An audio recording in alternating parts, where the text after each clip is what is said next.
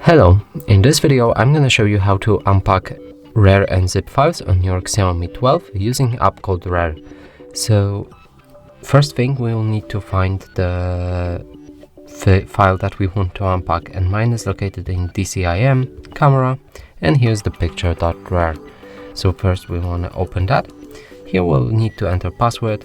Some archive files are actually protected by passwords, and this one as well, but some are just openable without it. So let's just type in password, press OK, and from here we can select files that we want to extract. So I'm just gonna select all of them and then press on this button right here with an arrow pointing up, and you can start extracting files. Press on the browse to select the place where the pictures will be unpacked, and mine will be in the movies right here. Press OK to select that. Here you can change to ask before overwrite without prompt, or skip existing files. I'm selecting ask before overwrite. You can keep broken files, do not extract paths, or display extracted files. I'm not gonna change any of that, just press OK. And our files are unpacked.